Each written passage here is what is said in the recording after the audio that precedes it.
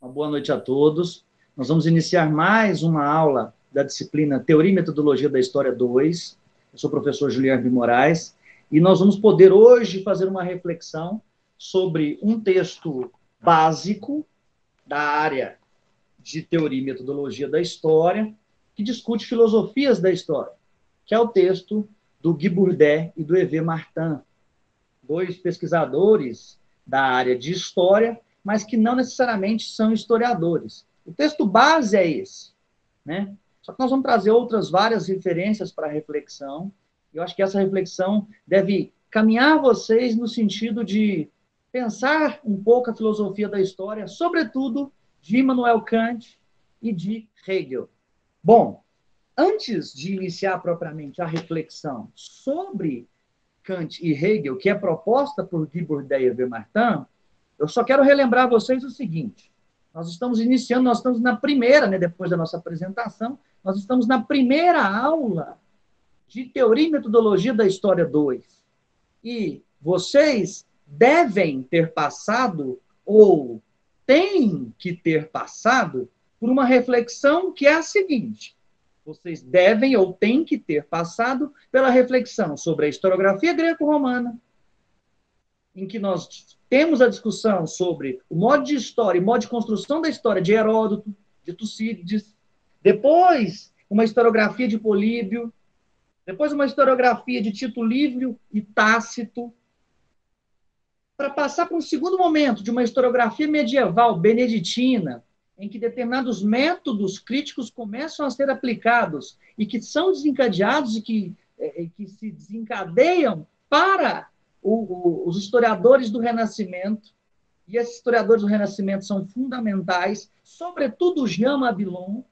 Todo historiador tem que lembrar desse sujeito, que lá no final do século XVII produz um livro chamado De Res Diplomatica, e nesse livro, De Res Diplomatica, ele funda o que a gente chama de diplomática, que é um método crítico de análise histórica, e esse método crítico permite ao historiador descobrir várias questões relacionadas à crítica dos documentos. Por exemplo, o Jean Mabillon escreve na sua obra e consegue descobrir que havia uma doação falsa efetuada por Constantino ao Papa Silvestre no século IV. Ou seja, o Jean Mabillon, a partir da diplomática, que era uma disciplina, uma ciência, um modo de pesquisar, uma metodologia da história, consegue descobrir que determinadas terras doadas por Constantino via um documento para a Igreja Católica era, na verdade, um documento falso. E isso é uma bomba no campo da história da história.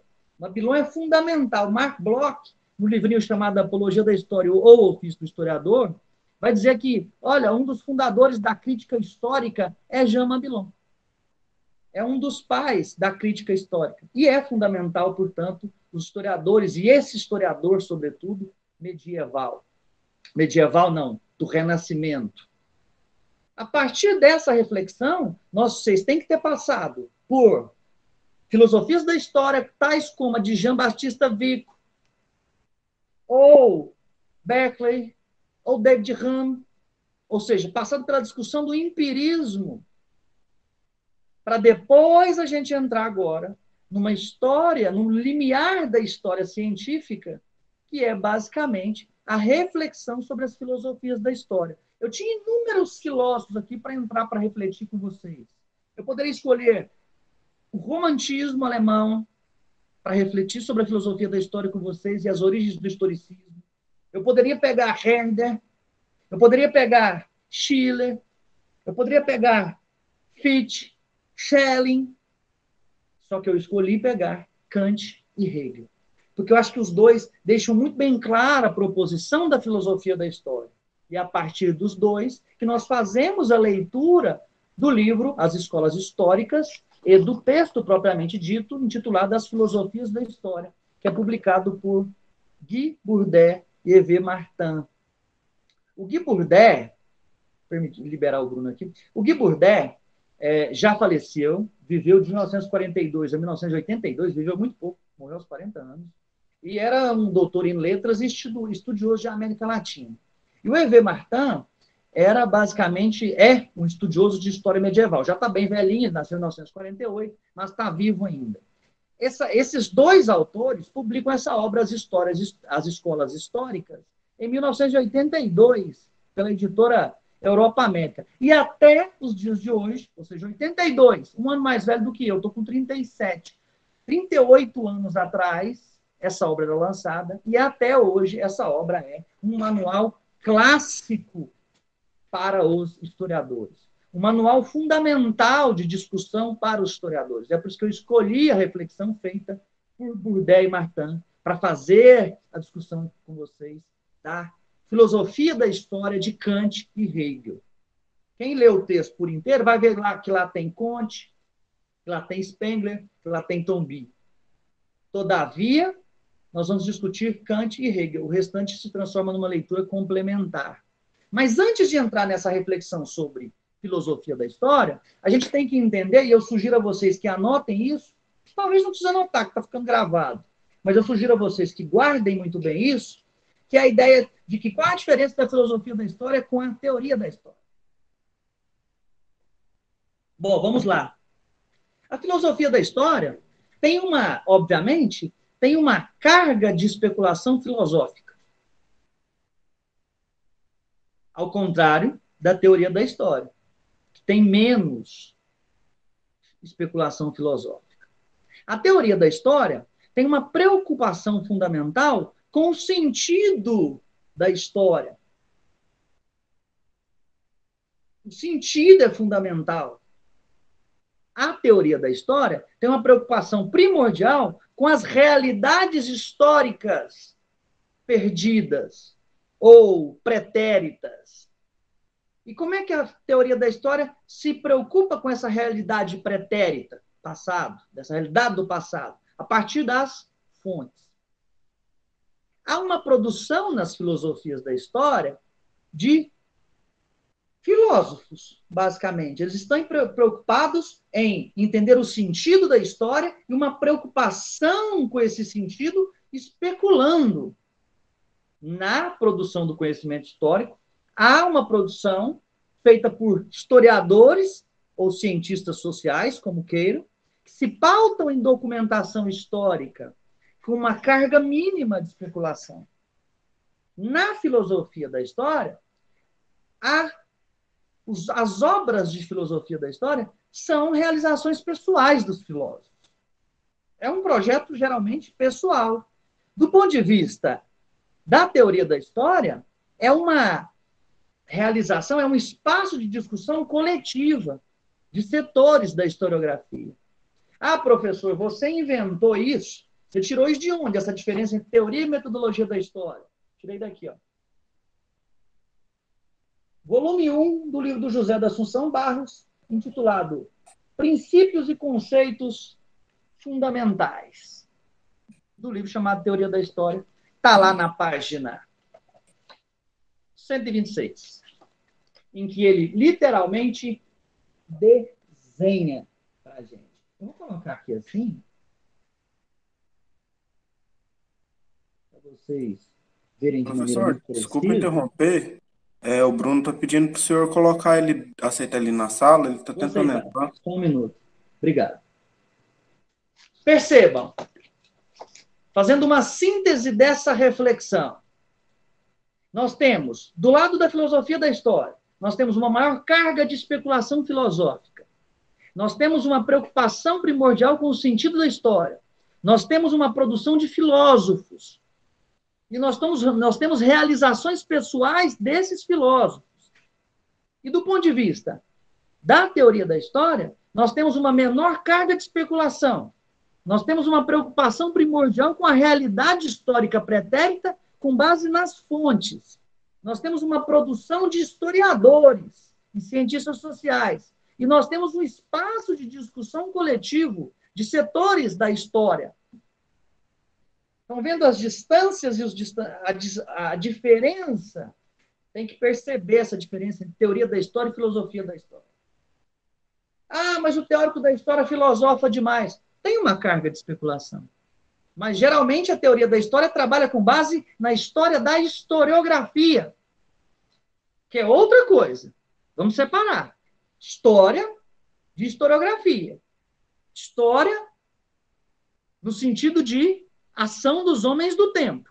E historiografia no sentido de fortuna crítica da produção historiográfica. Ou seja, obras produzidas pela produção historiográfica. Então, a história da historiografia. As ações dos homens do tempo produzindo livros de história. Percebam as diferenças. Filosofia da história, teoria da história, história da historiografia. É nesse sentido que nós entramos na reflexão da filosofia da história, propriamente dita. Por que nós entramos na reflexão da filosofia da história propriamente dita? Porque a filosofia da história propriamente dita é fundamental para a fundação da história científica no século XIX. Do contrário, nós nem precisaríamos passar pela reflexão sobre a filosofia da história. Mas ela é fundamental para compreender a história, a cientificação da história no século XIX. E a filosofia da história, nós discutimos geralmente no século XVIII em diante. Ou seja, temos uma reflexão que é importante, é necessária e que nós temos que fazer sobre as filosofias da história. E nós entramos, basicamente, no intuito, nessa aula, de compreender o seguinte. Qual é a perspectiva da filosofia da história iluminista? E qual é a perspectiva da filosofia da história idealista? São dois modelos de pensar, só que dois modelos dentro da filosofia da história. Ou seja, dois modelos que têm uma maior carga de especulação, dois modelos que são preocupados com o sentido da história, dois modelos que são produção de filósofos, dois modelos que são realizações de filósofos. E aí a gente entra para refletir sobre isso. Só que para refletir sobre isso, a gente tem que entrar também numa reflexão que é sobre o século XVIII. E entender um pouco a historicidade do século XVIII. O que seria historicidade? Ou seja, é o substrato sociopolítico, econômico, cultural que existe no século XVIII. É a sociabilidade das pessoas. É aquilo que sustenta o pensamento desses sujeitos, que são sujeitos do mundo, eles não estão isolados. Apesar das pessoas dizerem que os filósofos ficam isolados em seus gabinetes filosofando. Por exemplo, nós temos uma curiosidade muito grande sobre Kant, que saía para caminhar todo dia, no mesmo horário. As pessoas acertavam o relógio vendo Kant passar na cidadezinha pequena que ele vivia em Kreuzberg. Ou seja, o sujeito é um indivíduo social, é um indivíduo que vive em sociedade. E ele traz os aspectos da sociedade para as obras dele, inevitavelmente. O que vai influenciar a filosofia da história do século XVIII? Fundamentalmente, ideais iluministas. Ideais iluministas articulados com a Revolução. Ou seja, com a Revolução Francesa. Tem que entender, portanto, que o contexto histórico do século XVIII é um contexto que fervilha iluminismo, a ideia da ilustração, a iluminação, a ideia da razão, ao contrário da ideia que foi lá que foi criada a ideia das trevas no mundo medieval, foi lá que foi criada a noção de renascimento pós-mundo medieval. Ou seja, a ideia da ilustração, do iluminado, do esclarecimento, daquilo que Guy Bourdieu e Hervé Martin vão chamar de Aufklärung, e vão trazer para o centro do debate uma reflexão que é típica da metafísica. Ou seja, há uma primazia das filosofias da história na abordagem do fluxo histórico no século XVIII. Eu mencionei aqui vários filósofos da história, Herder, Fichte. Eu mencionei aqui outros românticos alemães, que também têm uma carga muito grande de especulação. Ou seja, razão e metafísica estão tentando uma articulação nesse momento histórico. É interessante isso, guardem isso. Razão e metafísico, para além do físico. E a ideia da racionalidade. Obviamente, ambos guiados por uma perspectiva de especular o futuro da história, de pensar o passado em direção ao futuro, de pensar o sentido da história. Uma perspectiva de pensar o passado e tentar percorrer o sentido da história, a gente chama isso de teleológico. É uma visão teleológica da história. Estudiosos de religião, que é grande parte dessa turma, não é teológico, é teleológico. Ou seja, especular o sentido da história, propondo um telos. E o que é o telos? É o fim da história. Portanto, meus caros, guardem isso. A filosofia da história procura compreender e explicar e especular sobre o sentido da história, e o futuro, e o fim, e o telos. Portanto, ela é teleológica.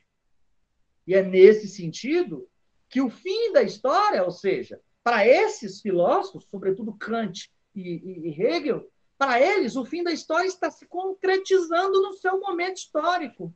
A Revolução Francesa é fundamental para isso. A noção de liberdade pauta esses sujeitos. E é nesse sentido que a humanidade é vista como um sujeito universal para essas filosofias da história. Ou seja, a humanidade é uma só. Vamos expandir a Revolução Francesa para o mundo. Vamos tirar a Revolução Francesa só da Europa. Ela é muito importante para ficar só na Europa. A humanidade é uma só. Lembram lá da Revolução Francesa e a Declaração dos Direitos do Homem e dos Cidadãos? Liberté, égalité e fraternité. Liberdade, igualdade e fraternidade. Para o mundo, universalmente. A Revolução Francesa, sobremaneira, influencia as filosofias da história. Esse livrinho aqui, ó, do José Carlos Reis, intitulado História e Teoria, faz um resumão muito interessante sobre isso, e ele vai deixar muito bem claro que as filosofias da história são modernas, porque elas são influenciadas por uma modernidade que vem da Revolução Francesa. Elas são modernas porque elas colocam a questão do sentido da história e da história universal a partir da perspectiva da razão.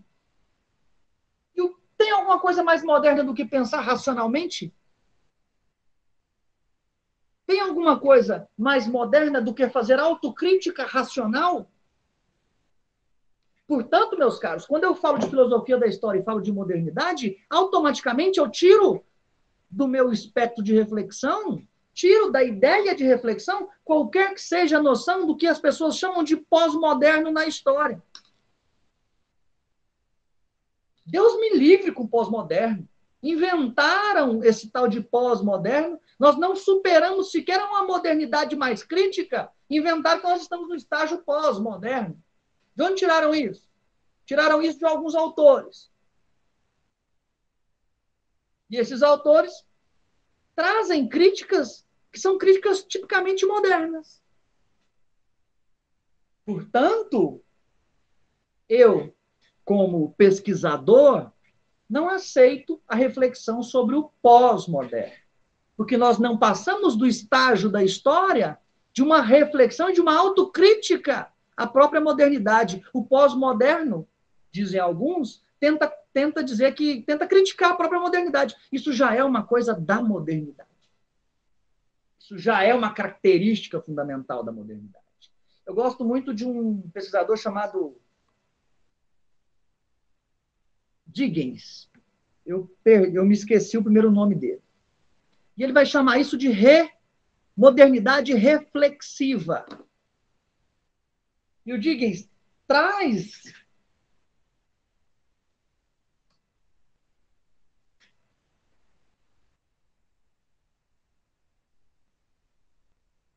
Anthony Giddens, perdoe-me, Anthony Giddens, no livro chamado Modernidade Reflexiva. E ele vai trazer o seguinte, olha, a modernidade reflexiva é o mais alto estágio de crítica à própria modernidade. Só que a crítica é natural da modernidade. Então, nós passamos no momento em que nós fazemos uma espécie de autocrítica e que é moderna. E aí muitos indivíduos entendem e compreendem essa autocrítica como um estágio posterior à da modernidade. Não creio. Anthony Giddens, Modernidade Crítica.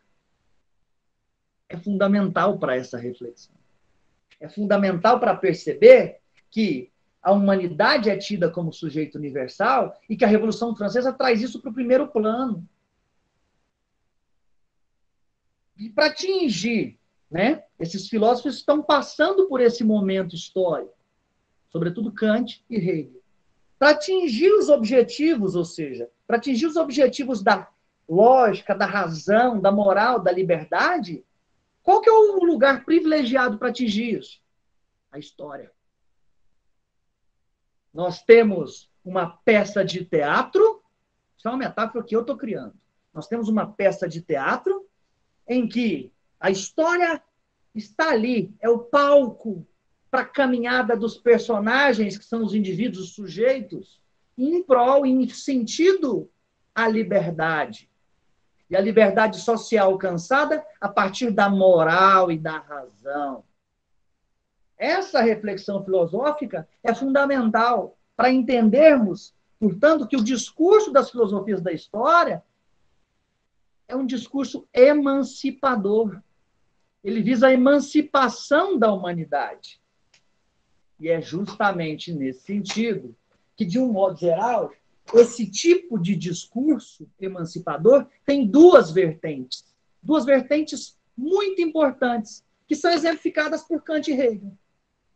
Nós temos a vertente política, que é o iluminismo francês, que é um discurso emancipador, que há uma perspectiva de que os produtores da liberdade futura são o povo e seus heróis, que seguem uma moral racional.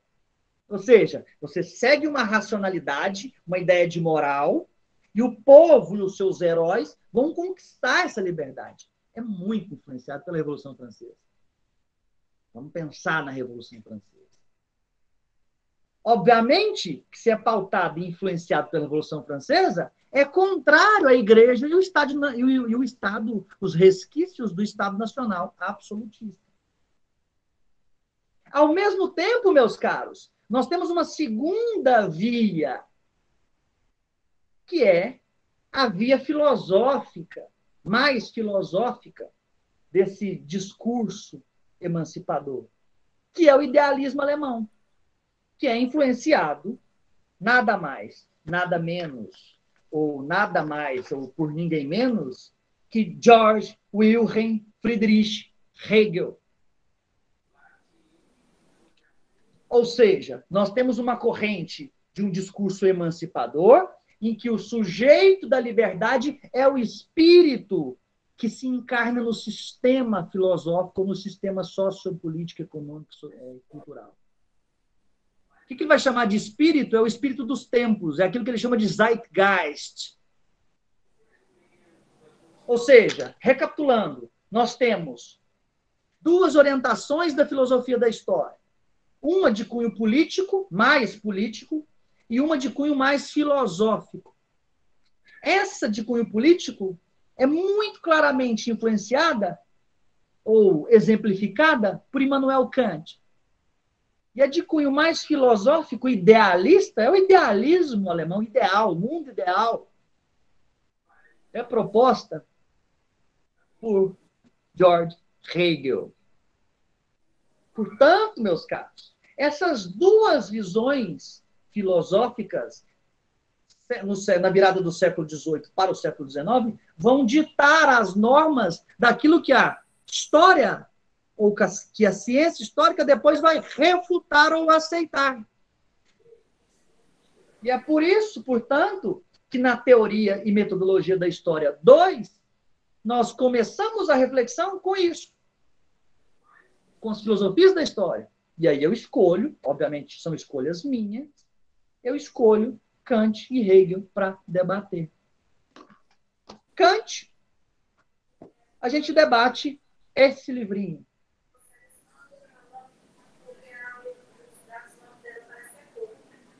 ideia de uma história universal, de um ponto de vista cosmopolita. Aí vocês me dizem, nossa, mas o Kant morava em Kreuzberg, uma cidadezinha minúscula da Prússia, que hoje em dia faz parte da Rússia. E ele quer escrever uma história universal de um ponto de vista cosmopolita. Immanuel Kant. E é super interessante a reflexão que o Kant faz, no sentido de pensar a humanidade, um sujeito de uma cidadezinha desse tamanho. E o Kant vive de 1724 a 1804, e nesse período em que ele vive, ele produz várias obras, mas já ao final, já na maturidade. Várias obras. Eu recomendaria, para quem tem mais interesse sobre filosofia, eu recomendaria a Crítica da Razão Pura e Crítica da Razão Prática. O primeiro de 781 e o segundo de 788. Tem outros importantes, tais como Fundamentação da Metafísica dos Costumes, de 785, praticamente um ano depois desse texto, que é formulado com base em aforismos, em trechos, em lições. E o Kant, basicamente, tem um pensamento que eu já repeti aqui, que eu já disse aqui hoje, teleológico. Ele está tentando pensar o sentido, ele está tentando postular um sentido para a história. O pensamento do Kant, de acordo com Guy Bourdais e Hervé Martin, mistura ou mescla, faz articulação entre uma teleologia, oriunda da era cristã, e uma reflexão ética própria da Ilustração. O que eu quero dizer com isso? Professor, você está falando inglês, ou você está falando aramaico? Não, não estou. Vamos pensar para os estudiosos de religião aí. Vamos pensar um pouco na teleologia oriunda da era cristã. Se a gente for pegar a perspectiva da era cristã e a perspectiva, por exemplo, do cristianismo, nós temos uma origem, o nascimento de Cristo, nós temos todo um processo de sofrimento, nós temos a morte, a reencarnação, a morada ao lado de Deus e, no futuro, o retorno. Não é isso? Estudiosos da religião. Ou seja, isso é uma visão que os historiadores vão chamar de uma visão escatológica da história. A escatologia articulada à teleologia. Essa teleologia oriunda da era cristã, ou seja, que propõe um sentido para a história, com base numa origem, e que propõe um futuro em que Deus vai voltar, é transplantada para a reflexão da razão, da racionalidade. Ou seja, o iluminismo troca Deus por razão. Nós temos uma inversão agora. Agora não é mais a providência divina. Agora é a providência da razão. Agora não é mais um Deus superior, uma força superior divina. Agora é uma força superior racional que guia o sentido da história. E o Kant está pensando nisso, o Hegel vai pensar nisso também. Ao lado disso, não dá para não negar que Kant pensa uma história real, ou seja, compreendida de maneira empírica. O que seria isso? Ele está preocupado com fatos. Ele está preocupado com a experiência histórica dos indivíduos. Ele está preocupado com o chão, com o palco da história, com as ações dos atores. Ele está preocupado com isso. E é nesse sentido que ele vai propor a ideia de que é possível juntar uma perspectiva empirista, ou seja, da versão do empirismo, de uma reflexão filosófica epistemológica. Vocês estão no 7º período, vocês fizeram epistemologia. da história, vocês fizeram uma disciplina chamada epistemologia das ciências, algo do tipo. Ou seja, ele está pensando no sentido de que, olha, o empirismo, aquilo que é empírico, aquilo que vem pela experiência sensorial, pode ser estudado pela filosofia. E pode ser estudado a partir de uma reflexão racional. E é nesse sentido que ele pensa a racionalidade no processo histórico. E essa racionalidade é extremamente importante. Porque, para o Kant, o processo histórico é uma acumulação de fatos da história empírica. Existe uma finalidade nessa acumulação de fatos. Vários de vocês já escutaram a ideia, ou já escutaram a frase, que é a seguinte: nada é por acaso. Só que vocês já escutaram essa ideia não por causa do Kant. Já escutaram essa ideia por causa do cristianismo. E o Kant está trazendo essa reflexão do cristianismo para dentro da filosofia da história, para dentro da noção de racionalidade, para dentro da noção de empiria, para dentro da noção de racionalidade científica. A filosofia se ampara numa noção de racionalidade que é influenciada por todas as ciências naquele período. Os filósofos estão especulando, mas eles pretendem uma racionalidade. Isso é fundamental. Ao mesmo tempo, a finalidade, ou seja, o sentido da história, o sentido dessa acumulação de fatos ao longo da história, nenhuma sociedade até então quis, de acordo com Kant. Nenhuma sociedade chegou a essa finalidade ou conseguiu chegar a essa finalidade. Ele estava vivendo a Revolução Francesa. Ele escreve esse texto em 1784. Ele acredita que ele está no maior palco da história, no maior palco de experimento daquela história que ele está escrevendo, que estava começando na França. E é nesse sentido que ele vai dizer, olha, os homens, homem nenhum seguiu a finalidade, seguiu essa finalidade que é chegar à liberdade plena. A acumulação dos fatos da história nos levam a uma liberdade, nos levam a uma finalidade, que é ser livre e racional. Só que nenhuma sociedade quis isso até hoje. Acho que eu estou vivendo isso agora na França. E aí, com o passar de alguns anos, ele escreve o texto em 84. Vamos lembrar que a Revolução Francesa começa antes, todo o processo. E é nesse sentido, todo o processo começa antes. E ele está escrevendo no calor dos momentos, do processo histórico. E a acumulação dos fatos da história é que vão influenciar isso. E é nesse sentido que ele vai pensar, olha, o homem até agora não conseguiu atingir a sua finalidade. O homem até agora não conseguiu atingir a finalidade da acumulação dos fatos ao longo da história. Tem uma finalidade, tem algum sentido, um fato se acumular em cima do outro. Tem algum sentido a vida. E aí ele vai dizer, olha, nenhuma sociedade humana quis ou entendeu que existe um plano oculto da natureza para nos levar ao estado de liberdade, para nos caminhar a um momento melhor, a um estágio superior da história. Sociedade nenhuma quis isso.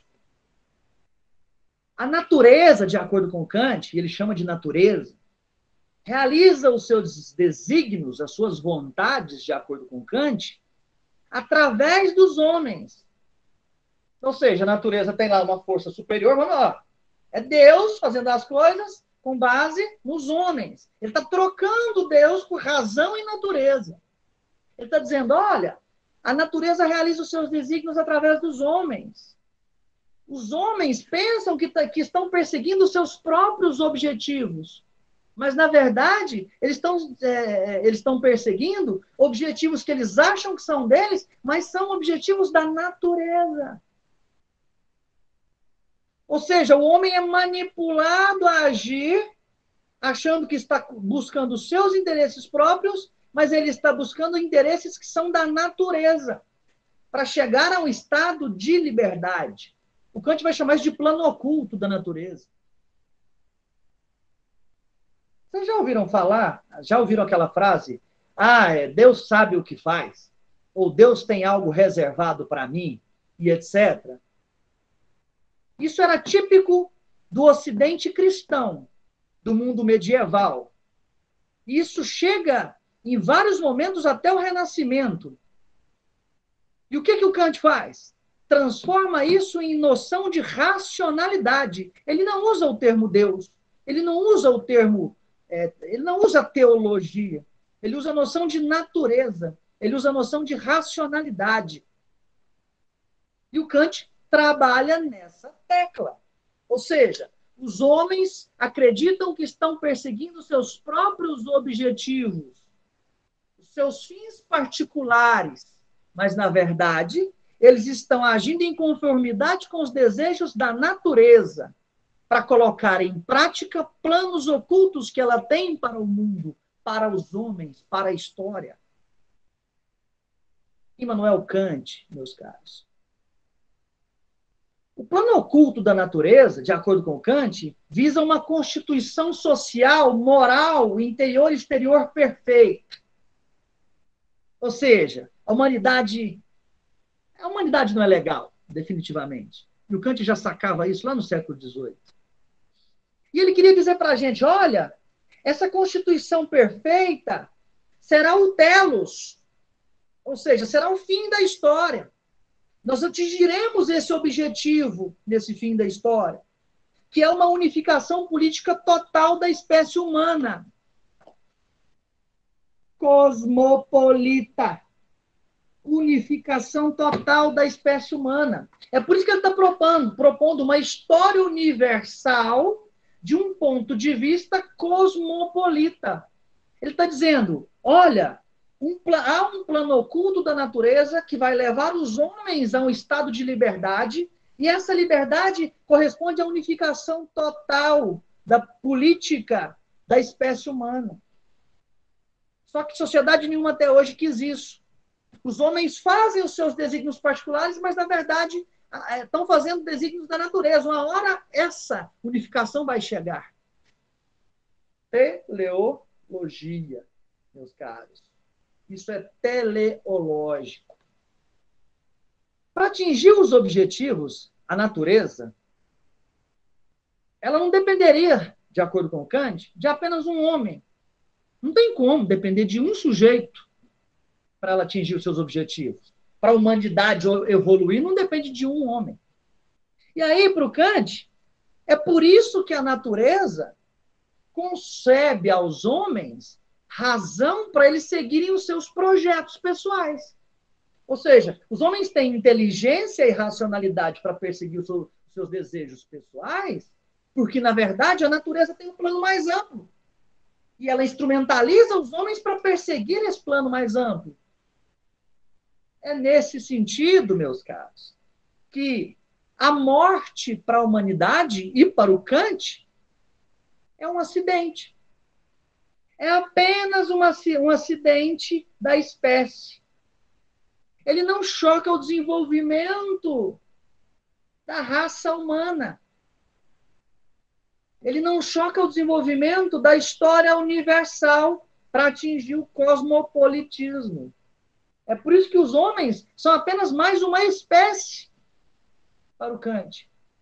É por isso que os homens são apenas mais um indivíduo, um acúmulo de indivíduos que vão seguir os seus desejos particulares, mas, na verdade, estão levando ao fim e ao cabo os desígnios da natureza. Há uma vida eterna, segundo Kant, da espécie humana. Ele que não viveu, né, o que nós estamos vivendo, da destruição do ambiente, do meio ambiente, dos estragos que a Revolução Industrial fez e etc. Mas ele tinha essa noção. Olha, há uma eternidade da humanidade. Nós vamos acumulando fases ao longo da história, indivíduos vão passando, gerações vão passando. é a espécie humana. E ela vai caminhar e vai chegar no momento de uma história, de um cosmopolitismo, de uma unificação política total da espécie. Total. E é nesse sentido que o Kant vai explicar para a gente como a natureza realiza os seus desígnios por meio dos homens.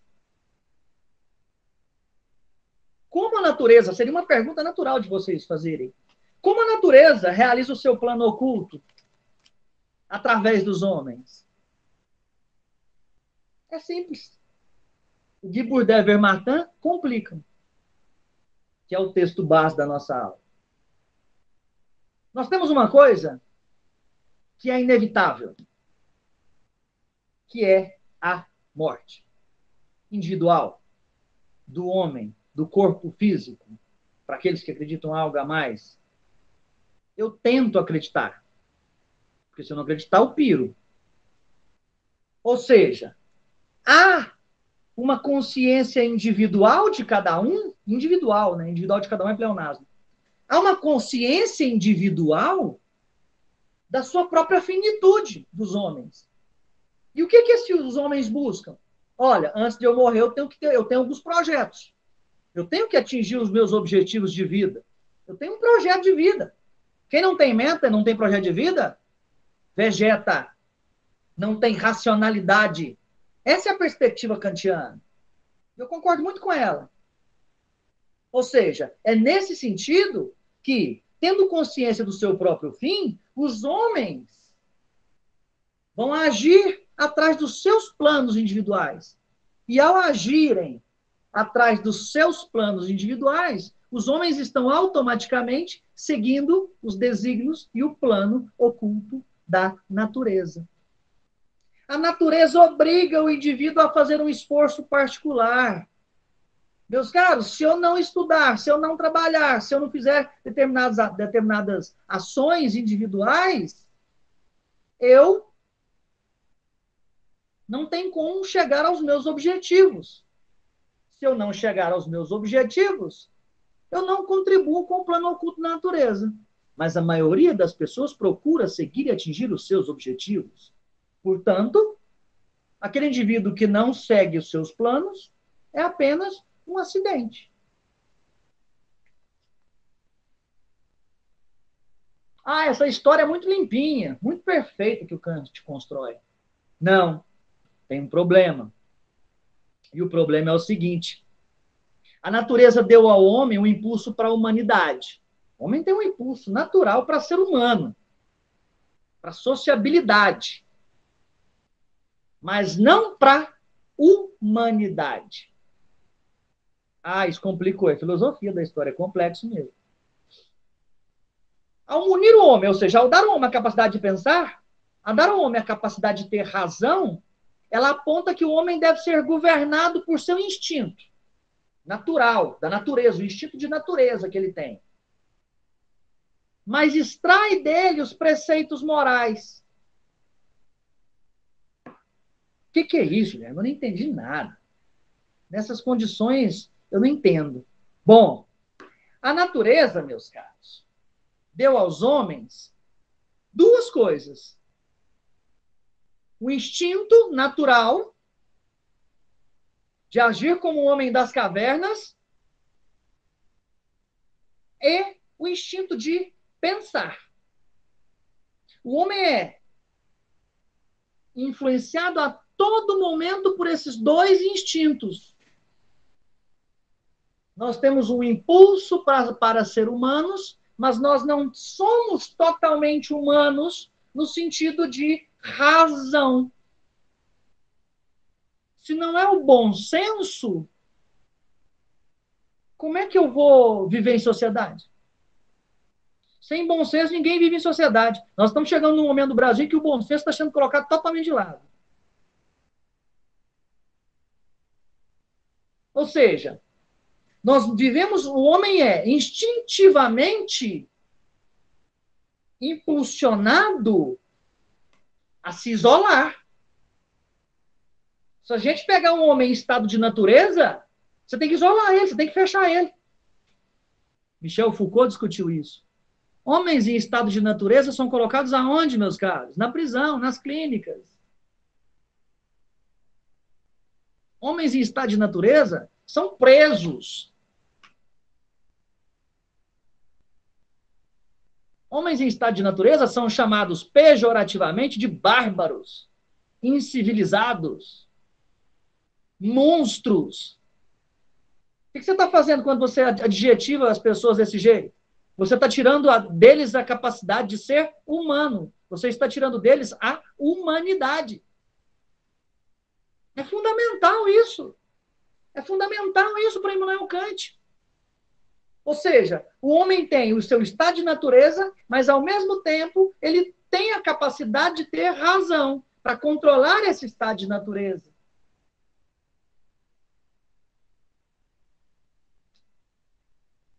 O estado de natureza o leva a isolar-se.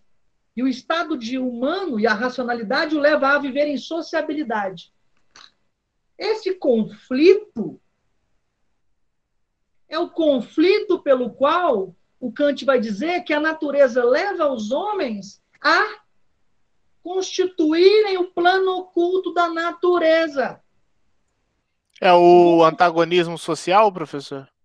Levanta a mão, por favor, depois eu vou abrir para um monte de questão para a gente discutir. Beleza. Anota isso, por favor. É um social. Mas não só isso. É um antagonismo, inclusive, individual. O Kant está dizendo o seguinte: olha, os homens são instintivamente naturais, mas têm a capacidade de razão. Quem dotou eles disso foi a natureza. Essa dualidade entre capacidade de ser sociável e incapacidade de ser sociável é que caminha a humanidade para o seu fim, para o telos da política unificada. É esse antagonismo que vai levar a sociedade ao progresso, de acordo com Immanuel Kant. Óbvio que o Kant propõe um horizonte de espera, ou seja, vamos chegar ao momento de uma sociedade civil unificada, em que os homens moralmente conseguem dominar o seu estado de natureza. E quando eles conseguirem dominar totalmente o seu estado de natureza, é porque nós já chegamos no fim da história. Nós já chegamos no momento da história universal do ponto de vista cosmopolita. Nós já chegamos na história política unificada, em que estados, nações são dirigidos por um único governo, em que todos vivem em liberdade, na acessão plena da palavra, no sentido de ter direitos e gozar de direitos igualmente. Ou seja, nessa sociedade civil, não há estado de guerra mais. Ou seja, não há conflito entre nações. Não há. Por quê? Porque os indivíduos serão governados por um direito universal. Kant está falando de normatização. Kant está falando de leis universais que vão regir a sociedade. Isso é muito importante. Muito importante para o Kant. O direito universal é que vai ter condição de estabelecer harmonia de interesses particulares e dos interesses da sociedade. Óbvio que tem influência aí de Voltaire. Óbvio que tem influência aí de Jean-Jacques Rousseau. Óbvio que tem influência aí de vários filósofos que passaram antes dele. E o Kant, obviamente, mostra essa influência quando ele propõe isso. Em suma, meus caros, para finalizar Immanuel Kant, a história da espécie humana, de acordo com Kant, é a realização de um plano oculto da natureza para produzir uma constituição política perfeita, unificada. É a sociedade civil unificada. Só na unificação política o homem chega à liberdade. É só nesse momento de unificação política que o homem chegará aos desígnios ocultos, ao plano oculto da natureza, que é a liberdade. Obviamente que o sujeito desse processo histórico são os homens. É a humanidade enquanto espécie. São os homens, são os seus heróis, são os seus grandes homens. E o Kant está pensando nesse sentido da ilustração. É a razão. Temos críticas ao Kant. Vários criticam o Kant.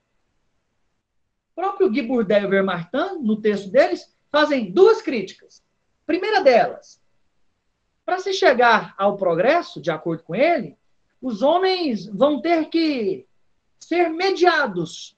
A sociabilidade humana vai ter que ser mediada por um homem, ou por alguns homens ao longo do tempo. E esses homens, esse mestre que ataque as vontades particulares, é o termo que o Kant usa, esse mestre tem que ser extremamente justo. Ele vai ter que mediar, ele vai ter que se comportar efetivamente apenas como um ser humano. E isso nós sabemos que não é fácil. Nós vivemos o oposto total no Brasil. Hoje, nós somos mediados, a nossa sociabilidade é mediada, é governada por um sujeito que faz de tudo para se distanciar da noção de ser humano. Estão chamando ele até de psicopata por aí. Alguns querem interdição. Porque ele não demonstra empatia, ele não demonstra amor pela vida, ele não demonstra preocupação com outro ser humano, a não ser a própria prole. Que tipo de espécie age dessa maneira? Não é a espécie humana. São outros animais. Mamíferos são exemplos clássicos disso. Por exemplo, cachorros, que se preocupam apenas com os próprios filhos. É uma crítica educada, inteligente, filosófica, ao idiota chamado Jair Bolsonaro. Agora, meus caros, nós temos uma outra crítica fundamental efetuada por Guy Bourdieu e Vermartin, que é, efetivamente, a ideia de que, na sociedade civil universal, a igualdade seria muito difícil de ser conquistada. Por quê? Porque nações unificadas e um direito universal teriam privilégio sobre outras. Nós estamos vivendo isso atualmente, meus caros, com a questão das vacinas. Um país rico e influente, tal como os Estados Unidos, está vivendo uma vida praticamente normal. Um país destroçado por uma política negacionista, anticientífica, ridícula, desigual, está sofrendo muito com uma vida totalmente anormal. Estou dando um exemplo básico aqui do cotidiano. E essa é a crítica que o Guy Bourdieu e o Vermartin fazem à proposta do Kant. Ou seja, numa sociedade unificada, nações menores, com menor poderio bélico, com menor poder de persuasão, com menor poder político, vão sofrer muito.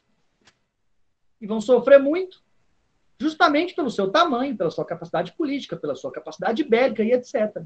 Será que um soberano universal teria justiça para distribuir as coisas e organizar os interesses de modo igualitário ou isonômico? Essa é uma das críticas de Guy Bourdieu e Vermartin. Eu vou abrir para vocês fazerem questões e depois a gente entra com a discussão de Georg Wilhelm Friedrich Hegel. O palco da história é um palco real para o Kant. É um palco empírico. É um palco de ações dos homens. Essas ações são explícitas no processo que vai desencadear a Revolução Francesa.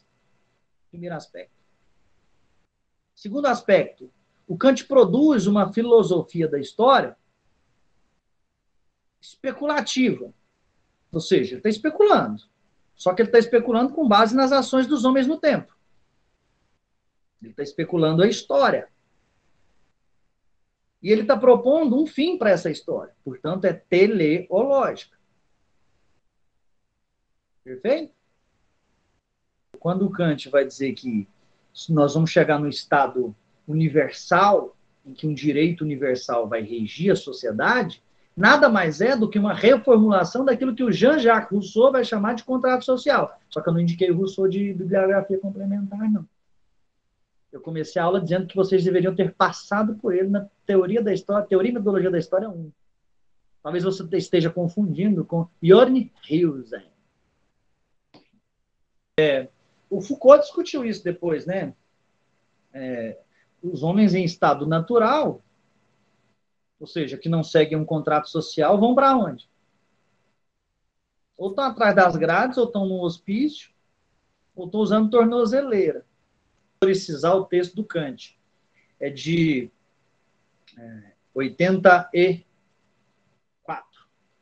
784. Ele está discutindo uma coisa que é fundamental sobre a questão da violência humana, né? Você deixou bem claro isso. Inclusive, menciono para vocês e indico para vocês Hannah Arendt, Da Violência. É fundamental esse livro para entender, que é outra filósofa, para entender um pouco a natureza humana e a natureza humana violenta. E a natureza humana em sociedade totalitária, depois que a origem do totalitarismo. Hannah Arendt é fundamental. Bom, esse é o primeiro ponto, né? Eu demonstrei que eu gosto de Hannah Arendt e a minha perspectiva de natureza humana é arendtiana. Bom, a partir disso, nós temos que entender que o Kant está entendendo como racional aquilo que é moralmente adequado a uma história universal do ponto de vista cosmopolita. O que é moralmente adequado a uma história universal do ponto de vista cosmopolita? São as ações dos homens em conflito. O estado de guerra para o Kant é apenas um acidente histórico. Para ele, isso não é imoral. Para ele, isso é um plano oculto da natureza. E é justamente dentro dessa perspectiva que o Bourdieu e o Hervé Martin vão fazer a crítica a ele, dizendo, olha, para chegar a esse estado universal seu, Kant, vai ser necessário um mestre, eles usam esse termo, um mestre que ataque as vontades particulares.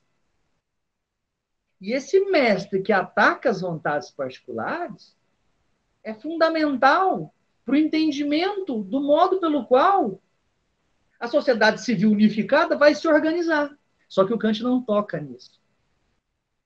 E daí eu encerro a reflexão sobre aquilo que você me perguntou. A razão para o Kant não está vinculada a se guerra é moral ou não, se assassinato é moral ou não. A espécie humana é que é o mais importante.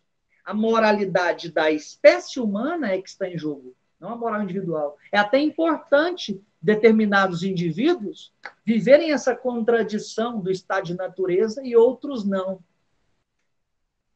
Compreende, Mateus? Essa é que é a questão para o Kant. E aí, e só uma colocação sobre crítica da razão pura e crítica da razão prática.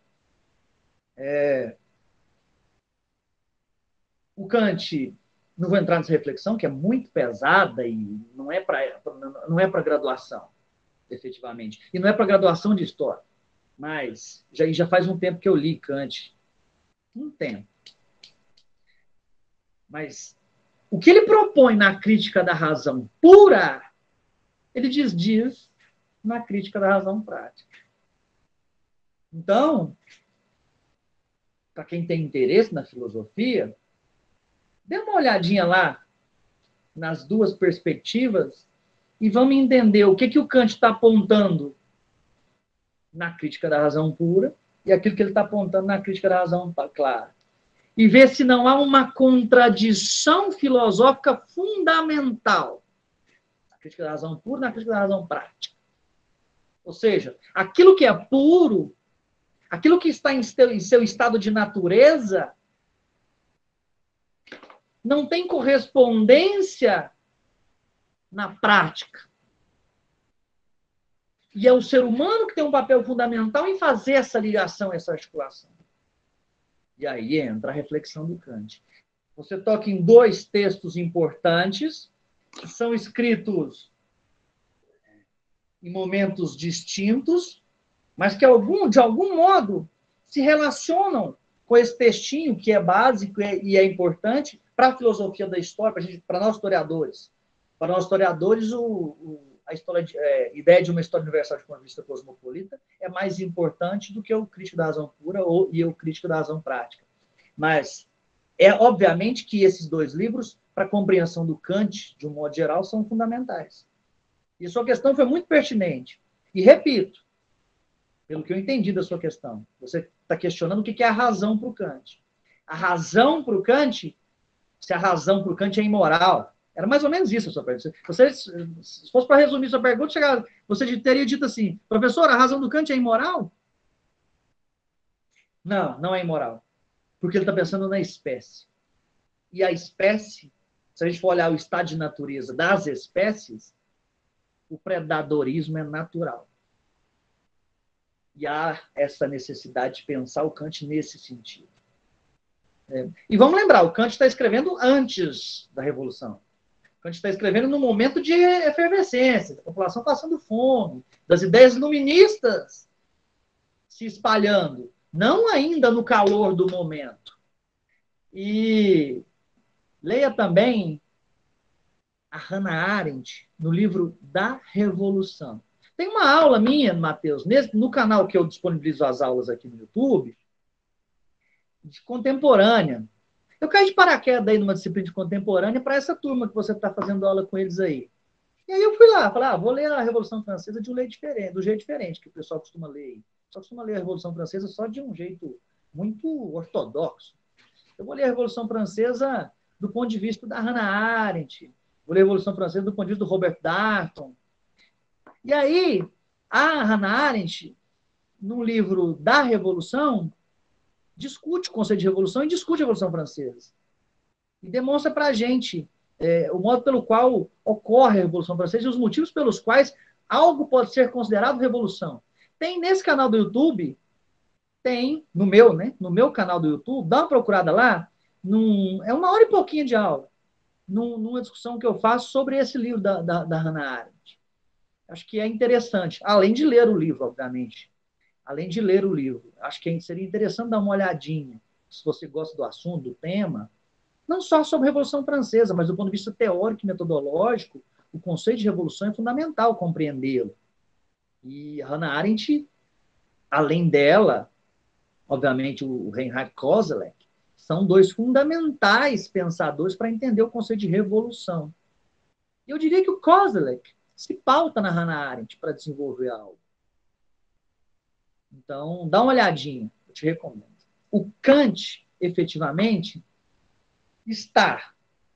Eu falei no início da discussão que a gente começou. Ele está em Kreuzberg, numa cidadezinha, ele é antenado com o que acontece no mundo, só que ele está pensando no presente para o futuro, a partir da história que ele vivencia ali.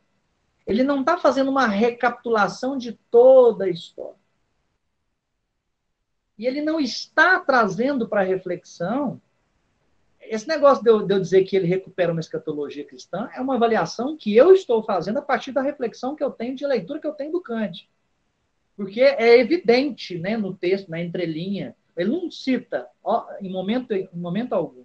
Então, ele está fazendo, já tem um modelo de escatologia cristã e teleológico ali. E muitos filósofos vão se pautar nele.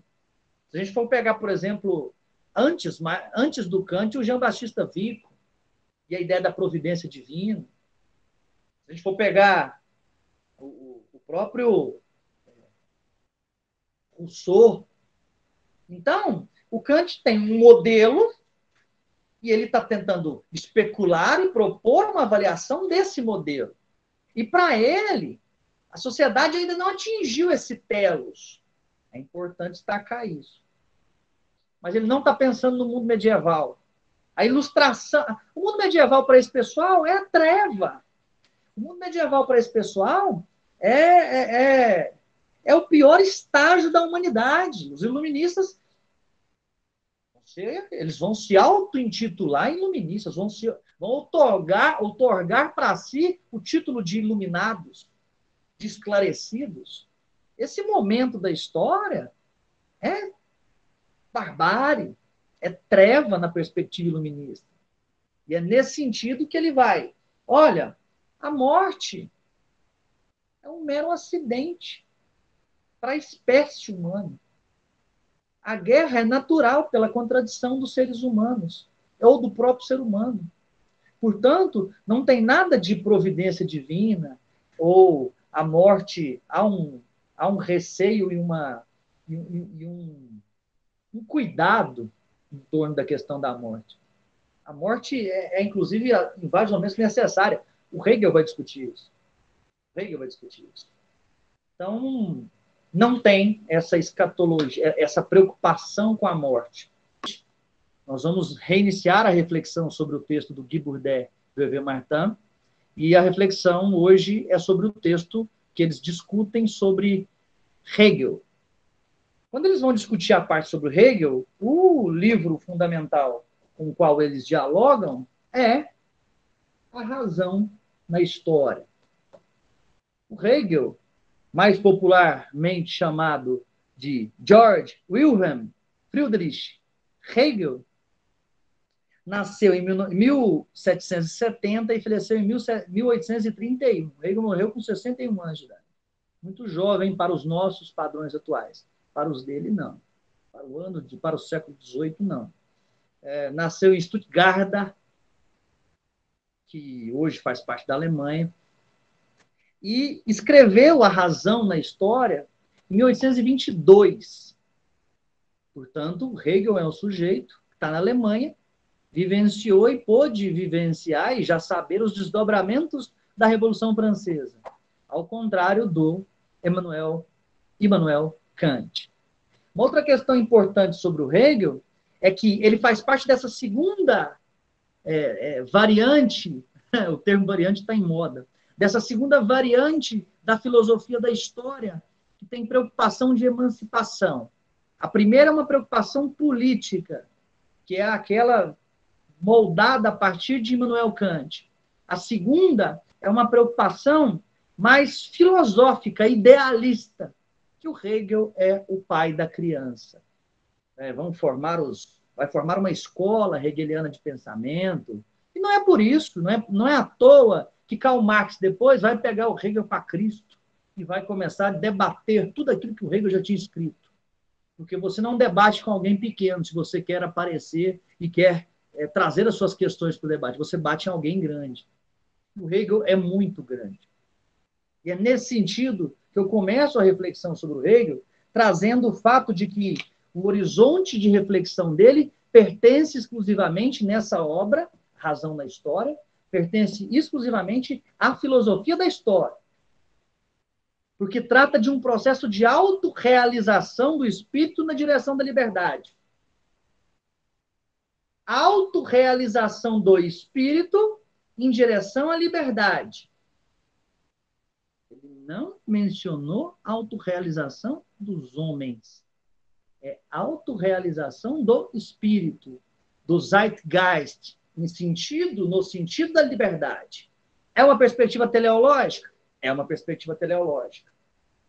Só que, ao mesmo tempo, ele refuta aquela historinha bonitinha contada pelo Kant, que é linear em direção à história universal de um ponto de vista cosmopolita.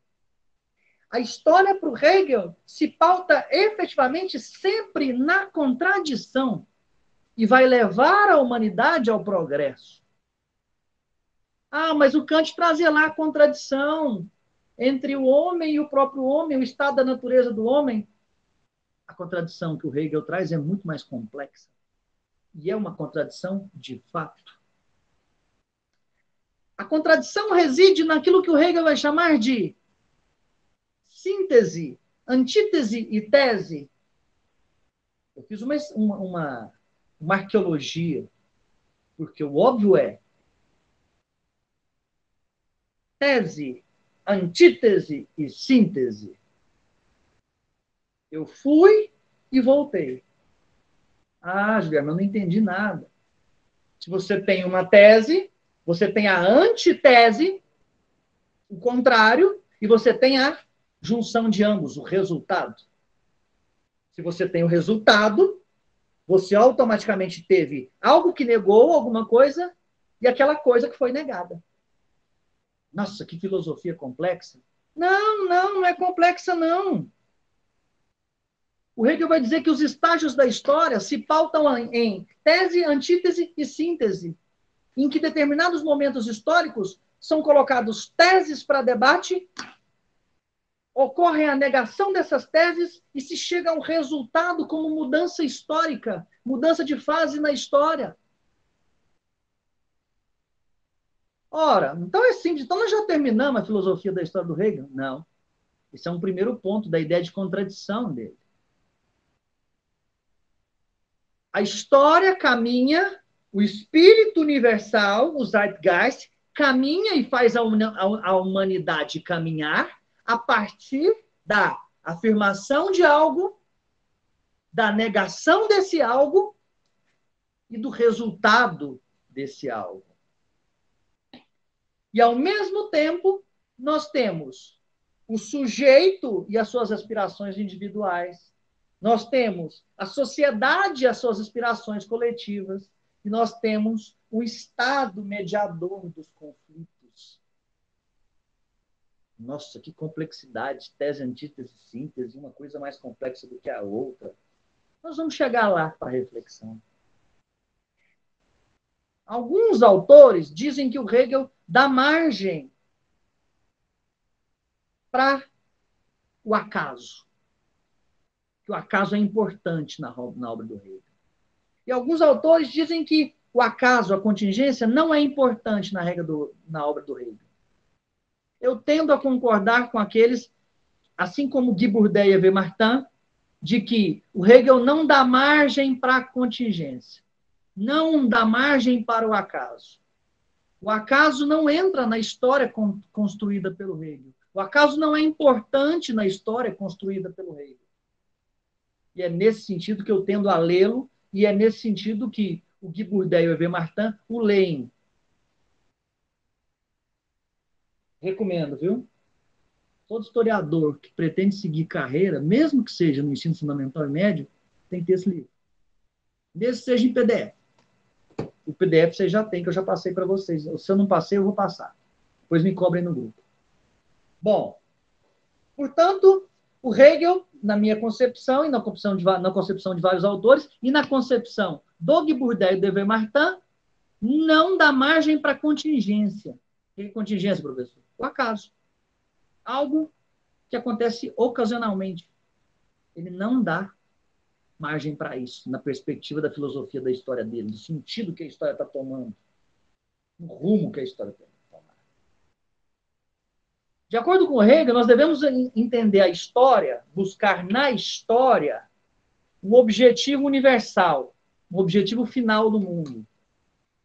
E eu queria entender isso. Porque a história é importante para o Hegel em que sentido? Ele já viveu a Revolução Francesa, ele já viu o resultado da Revolução Francesa, ou alguns dos resultados. E aí, nesse livrinho aqui, ó, o conceito de história de vários autores, organizado por vários autores, dentre eles, Reinhard Koselleck. O Koselleck vai dizer o seguinte: olha, o Hegel achava que a história era a mestra da vida só por uma coisa. Está na página 113. Ele vai dizer: aquilo que a experiência e a história ensinam é que os povos e governos nunca aprenderam algo a partir da história.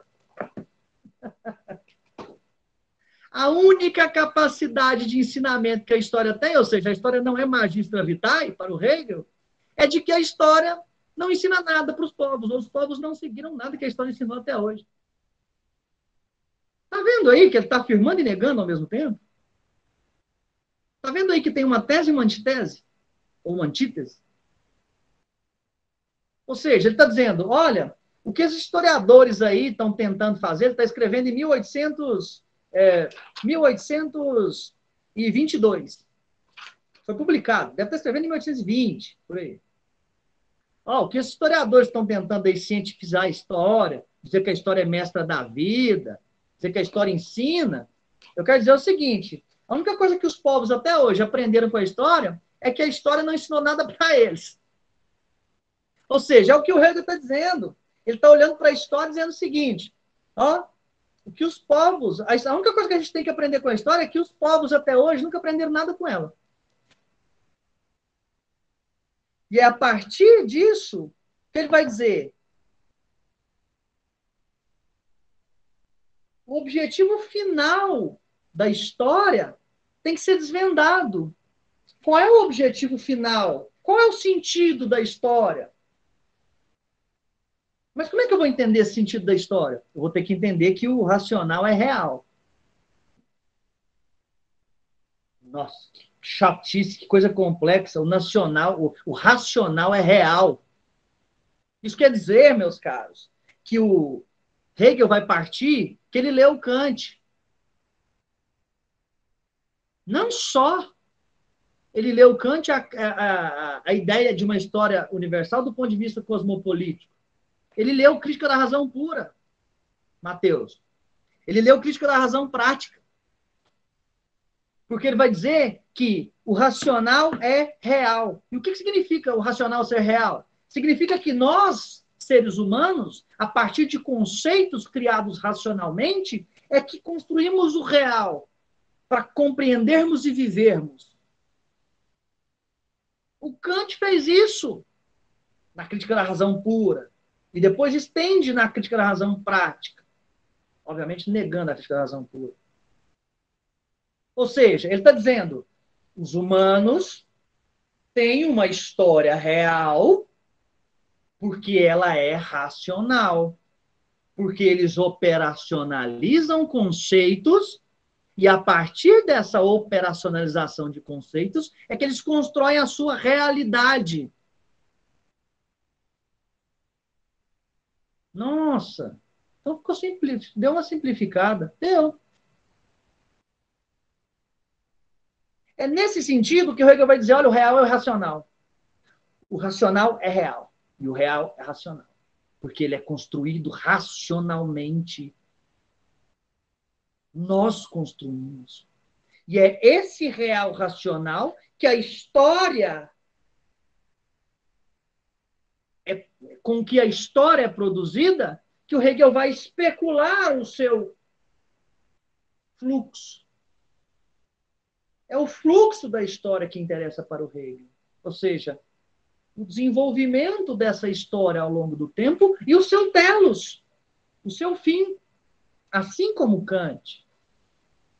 Há uma concepção aí de que a história é um percurso dialético. É o que o Hegel chamaria de dialética. Aspirações individuais e aspirações coletivas em conflito geram o objetivo final. Tese, antítese e síntese. Aspirações individuais, tese. Objetivos coletivos, antítese. Objetivo final, síntese. Essa dialética é importantíssima para Georg Wilhelm Friedrich Hegel. A partir disso, meus caros, nós podemos entender o fluxo histórico a partir dessa dialética. Que nós temos teses. Vamos entender o fluxo histórico como se fosse uma escadinha. A gente tem que subir essa escada para chegar ao telos, à finalidade. Então, nós temos a tese, primeira escada. a antítese e a síntese. O fluxo histórico é moldado por isso, de tese, de antítese e de síntese. Nossa, o Marx diz que o motor da história é a luta de classes, é a contradição entre as classes. Será que ele tirou isso dele mesmo, da cabeça dele? E eu não sou antimarxista e hegeliano, não. Mas a gente tem que entender as matrizes interpretativas das coisas. E é por isso que eu já faço propaganda de um livro que é meu, que eu ofereço para quem quiser, que discute isso do ponto de vista da história do cinema. Eu discuto um historiador que é a matriz interpretativa de todos os outros historiadores que escreveram sobre o cinema brasileiro.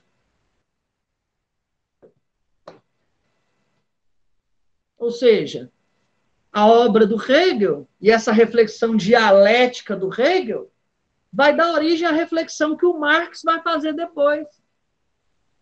Só que eu não vou entrar no Marx agora, porque a nossa intenção é discutir filosofia da história. E não entendo o Marx como um filósofo da história. Eu entendo o Marx como um historiador.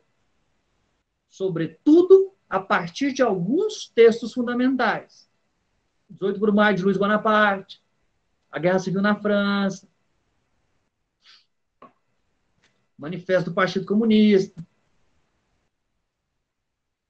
os manuscritos econômicos filosóficos. Isso aí, para mim, é história. Não é filosofia. Ou seja, vamos compreender o Hegel. O Hegel está tentando entender a história e o fluxo da história. E a partir dessa tentativa de compreender esse fluxo da história, o Hegel está colocando para o centro do debate que o real é racional, ou seja, que as pessoas, que os homens constroem o que é real para elas a partir de conceitos elaborados racionalmente. A partir disso, a história tem o seu desenrolar num fluxo dialético, em que existem tese, antítese e síntese. O que seria a tese? A tese seria formada pelas aspirações individuais. A antítese seria formada pelas aspirações coletivas. E a síntese seria o objetivo final dessa contradição, dessa dialética. Seria o resultado dessa dialética entre aspiração individual e interesse coletivo. É por isso que o Hegel pressupõe uma noção unitária do espírito, por meio das múltiplas concretizações do Zeitgeist, do espírito do tempo que passa e influencia a vida das pessoas. Vocês já devem ter ouvido falar ou visto algumas coisas que mencionam assim, mas era o espírito de época que fazia aquilo. Era o espírito da época. No período da ditadura militar, houve muita rejeição ao regime ditatorial, houve um espírito de época revolucionário, que fez com que os intelectuais se voltassem contra a ditadura, que fez com que os artistas construíssem propostas, arte engajada, contrária ao regime militar. Isso era um espírito da época. Isso vem de onde, meus caros? Vem de Hegel. A ideia de um espírito universal que perpassa os tempos no fluxo histórico. E é nesse sentido que o espírito do mundo, de acordo com Hegel, prepara um desenvolvimento humano, um desenvolvimento da história, que escapa aos indivíduos. Que nós não temos controle. E no desenrolar desse espírito humano, que escapa aos indivíduos e que nós não temos controle, todo movimento histórico é formado pela contradição interna existente dentro dele, da tese, da antítese, que formula a síntese. Para se passar de um estágio da história para o outro, há necessidade de tese, de antítese e de síntese. Por exemplo, o que para o Marx seria modo de produção asiático, modo de produção feudal, modo de produção capitalista e as passagens dos modos de produção, ou seja, do modo pelo qual os homens trabalham, do modo pelo qual os homens lidam com a natureza e retiram da natureza a sua capacidade de sobrevivência, e aí depois transformam a natureza já no modo de produção capitalista, isso seria as passagens de estágios da história. É isso que caracteriza a história antiga, a história medieval, a história moderna, a história contemporânea. Para o Hegel, no desenrolar do tempo, o que caracteriza a mudança de estágios seria essa contradição interna entre tese, antítese e síntese. E o que é essa contradição interna? As aspirações individuais como tese, as aspirações coletivas como antitese e o resultado final de mudança de estágio da história como síntese dessas duas coisas. Querem um exemplo empírico? O mundo moderno é formado só por razão? A modernidade tem nela só racionalidade? Não. A modernidade traz consigo a contradição da ideia da razão, que é justamente as aspirações teológicas. Negação da ciência é a tese, ou seja, não existência da ciência é a tese. Não existência da ciência é a tese. Proposição de que existe ciência é a antitese. Estágio histórico diferente, em que existem as duas coexistindo, é o novo estágio. É o resultado disso, é a síntese. Vamos para o mundo medieval? Vamos para o mundo antigo? Como é que se dá a passagem, meus caros, do sétimo período? Como é que se dá a passagem do mundo antigo para o mundo medieval? Com a queda do Império Romano, com as invasões dos povos romanos, dos povos germânicos, com a crise generalizada econômica, política e social na antiga Roma, com as migrações de grandes cidades para campos, com as migrações para os feudos. Você tem aspectos tanto do mundo antigo quanto dessa nova proposta medieval, que formulam o mundo medieval. Ah, mas e a passagem do feudalismo para o Renascimento? A mesma coisa. Ou seja, você tem em todo estágio histórico tese, antítese e síntese. Tese é a afirmação, antítese é a negação e síntese é o resultado dessas duas coisas, que dá aos momentos históricos outros estágios, outras fases da história. O Hegel tem um texto, depois eu vou discutir um pouco ele, que é muito interessante para entender isso. E a partir disso, isso é o motor da história para o Hegel. A tese, a antítese e a síntese, ou seja, esse movimento dialético. Poxa, eu entendi a dialética só em cima do Marx. Hegel também discute isso.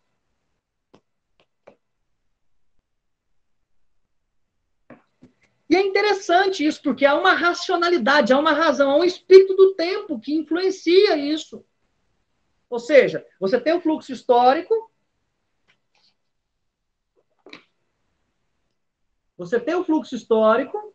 aqui o palco aqui assim. Você tem o palco da história, o grande teatro da história. Você tem o fluxo histórico caminhando. Você tem as ações dos homens aqui no tempo. Em alguns momentos há tese, antítese e síntese. Vamos para o outro estágio da história. É isso que o Hegel está dizendo para a gente, é isso que é o motor da história, segundo Hegel. E aí, ele parte para a reflexão de que quem influencia isso é um espírito universal, que encarna em nações e povos. E esse espírito universal, ele se serve de configurações singulares, como as nações, como os povos. Em alguns momentos, o fluxo histórico é avançado com base em alguns momentos em determinados lugares. Por exemplo, a passagem do período antigo para o período medieval, um lugar formidável e fundamental, a Europa, dominada pelo Império Romano. São nações de um determinado povo que influencia esse momento da história. E é influenciado pelo espírito da história. Esse espírito pode desaparecer em alguns momentos, mas ele forma uma etapa nessa marcha, nessa caminhada do espírito universal, levando a humanidade para um outro estágio, para o fim da história. E aí o Hegel entra numa coisa que é muito parecida com aquela em que o Kant diz. Ele vai dizer o seguinte, olha, os homens, e o Marx também vai dizer uma frase dessa lá no 18 Brumário do Luiz Bonaparte. E o Hegel está dizendo isso em razão histórica. Ele vai dizer o seguinte, olha, os homens acreditam que fazem a sua própria história. Mas a história prossegue às suas costas, seguindo a razão universal. O que é isso?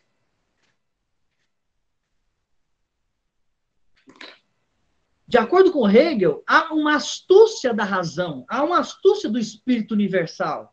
A razão universal, esse espírito universal, deixa os homens agirem de acordo com as suas paixões, de acordo com os seus interesses individuais. Cada indivíduo, ou alguns indivíduos fundamentais, acreditam seguir as suas paixões individuais. Mas, na verdade, eles estão apenas cumprindo um destino que lhes é imputado pelo espírito universal, pela razão. Ou seja, eu acho que eu estou fazendo a minha própria história, mas, na verdade, eu estou perseguindo as minhas paixões individuais, fazendo aquilo que eu acho que é certo, mas, na verdade, o meu destino já está traçado e está sendo influenciado pelo espírito universal. Mais uma vez, a teleologia cristã influenciando o cristianismo, influenciando a filosofia da história. Para explicar isso, o Hegel tem um texto chamado História Filosófica. Está num livro chamado Teorias da História, de um pesquisador chamado Patrick Gardner. E o Patrick Gardner traduz lá um texto do Hegel chamado História Filosófica. E nesse texto, o Hegel vai discutir indivíduos que ele chama de indivíduos histórico-cósmicos. Indivíduos que encarnam o espírito universal e fazem a história seguir adiante.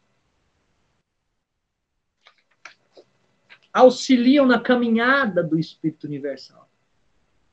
E ao auxiliarem na caminhada do espírito universal, esses indivíduos são histórico-cósmicos, de acordo com o Hegel. Que tipo de indivíduos seriam histórico-cósmicos? Aqueles que seguem as suas paixões, mesmo que essas paixões vão contra uma maioria, ou seja, as suas paixões são as teses, as suas inspirações individuais. E eles se chocam com antíteses, com a negação delas. E a partir desse conflito, dessa contradição, dessa dialética, é que surge um novo momento da história. Ele vai dar exemplo de vários personagens históricos nesse sentido. Que ele vai chamar de indivíduos histórico-cósmicos. César segue objetivos individuais. É refutado por objetivos coletivos. Inclusive, dá a vida por isso. É apunhalado, morto, esfaqueado, jogado no chão, E a partir disso, nós temos uma nova configuração romana, uma nova configuração de um império.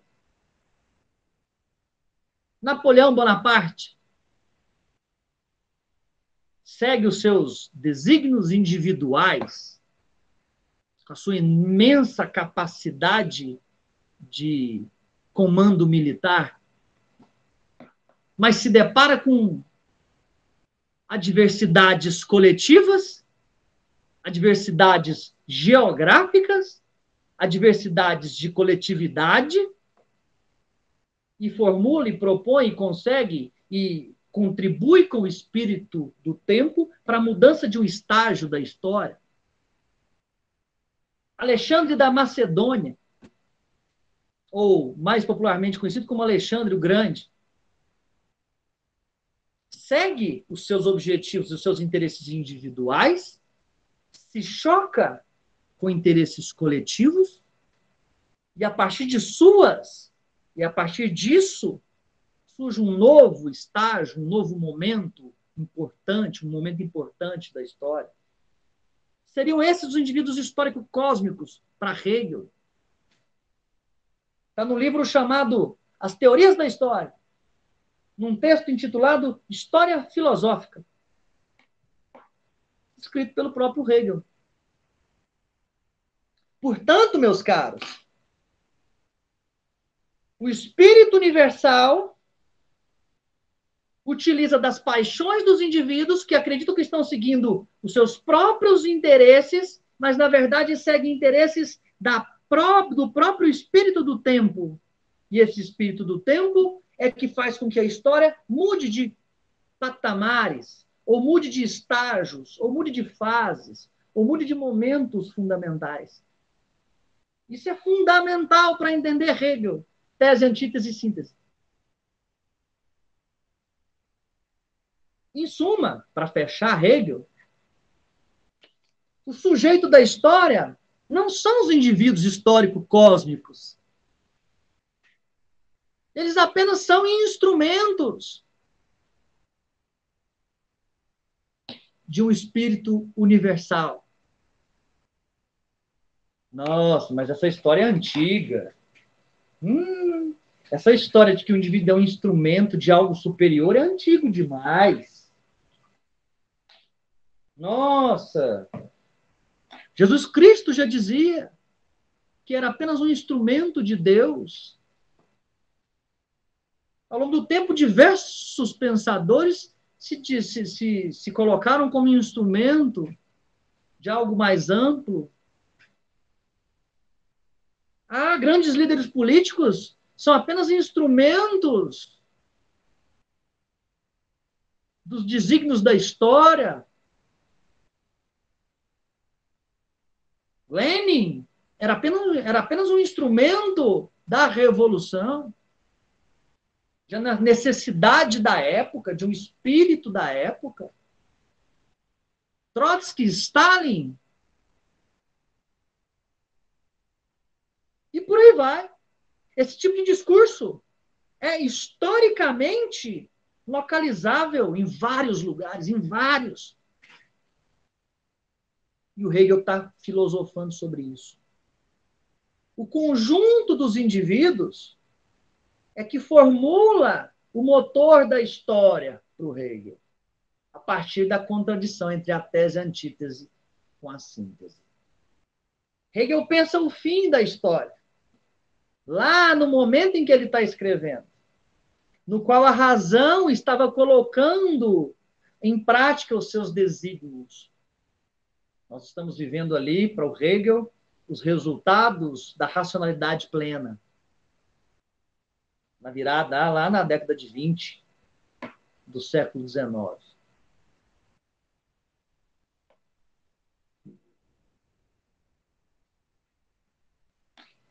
De acordo com Hegel, esse fim da história estava chegando porque o homem surge da dicotomia entre ser e existir.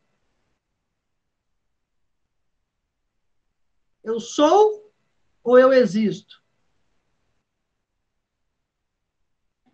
Eu sou algo. Mas eu existo só porque eu penso. Só porque eu uso a razão. Penso, logo existo. Isso é clássico. Então Hegel vai dizer, olha, o indivíduo é contraditoriamente moldado pela dicotomia entre o ser e o existir. E na medida em que ele vai progredindo, na medida em que o espírito universal vai progredindo a humanidade, racionalmente, o homem vai convergindo o ser e o existir, até se chegar ao fim da história plenamente racional. A racionalidade plena nos atinge. A racionalidade leva a um estado em que os homens vivem racionalmente.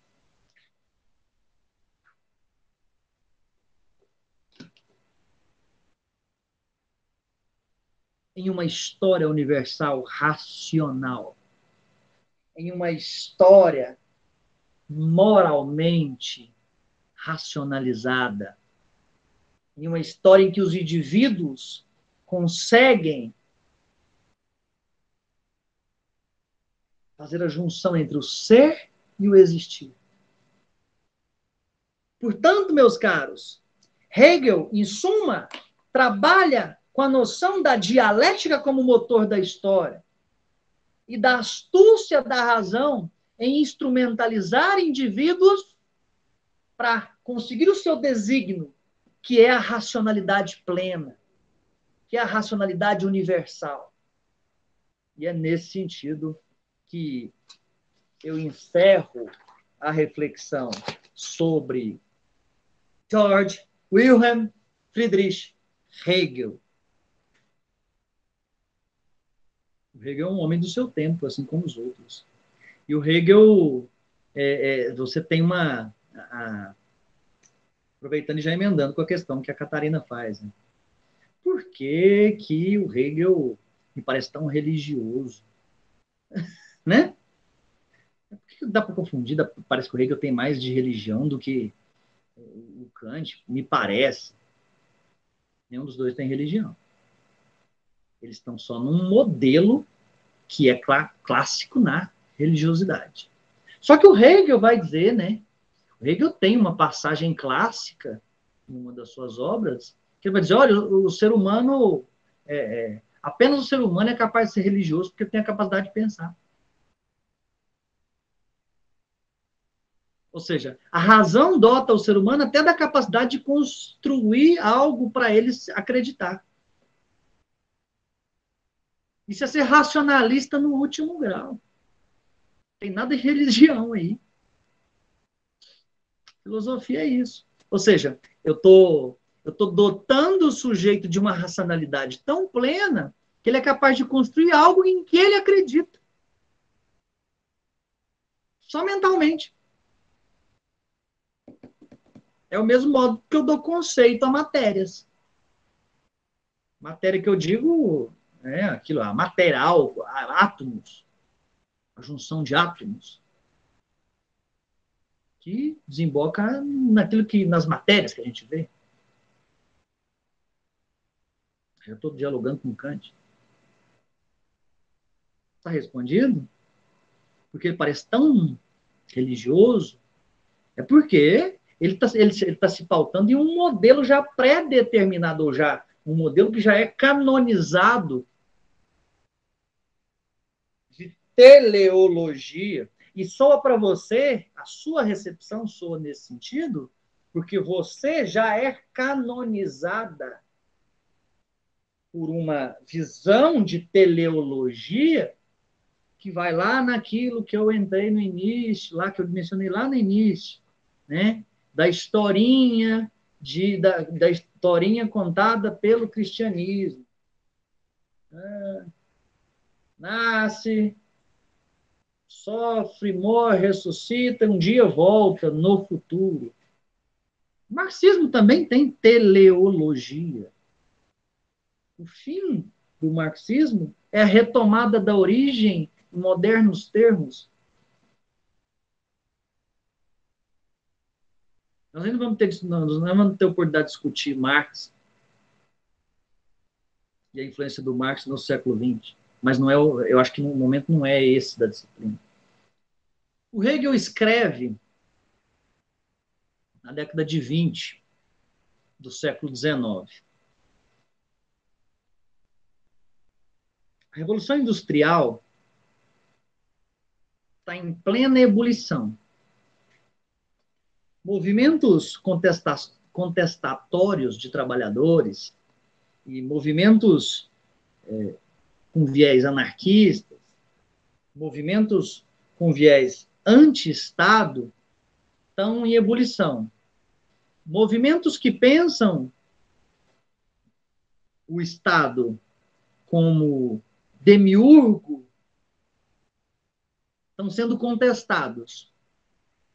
E o Hegel é um sujeito que tem uma pegada burguesa. Não tem jeito. Não tem jeito. E ele vai entender que o único modo de se chegar a essa plena racionalidade e de manutenção dessa plena racionalidade seria através de um direito universal. E esse direito universal tem que ter alguém capitaneando. E quem capitanearia isso é o Estado. O Hegel tem alguns livros importantes que eu não mencionei. Por exemplo, Os Princípios da Filosofia do Direito. Ele escreve 2 anos antes de A Razão na História. E os princípios da filosofia do direito são fundamentais para essa reflexão do Estado. Com o passar do tempo, a gente vai percebendo que o Hegel tem uma visão de Estado que é extremamente burguesa. E daí vem uma das principais críticas do Marx. Não é uma oposição apenas do ponto de vista das ideias. É uma oposição do ponto de vista de classe social também. Ah, mas o Marx era trabalhador? Não. Só que o Marx é um burguês que dessolidariza da sua própria classe. Isso é uma questão fundamental para o século XX, para a discussão de revolução burguesa do século XX. E a crítica fundamental do Guy Bourdieu e do Hervé Martin a ele é que eles ficam decepcionados com o resultado da proposta dele, né? É muito interessante, né? Se vocês pegarem o texto aí, são as 4 últimas linhas do texto. Eles vão dizer, olha, a conclusão hegeliana parece muito decepcionante. Eles não deixam de adjetivar, né? A longa marcha do espírito, ritmada pelos movimentos da dialética, culmina na criação de um Estado moderno, burocrático, que deve encarnar a moral, a liberdade e a razão. Ser uma forma última do progresso. Poxa! Né? Mas eles estão escrevendo do lugar de quem leu Marx. O fim da história para o Hegel é o Estado.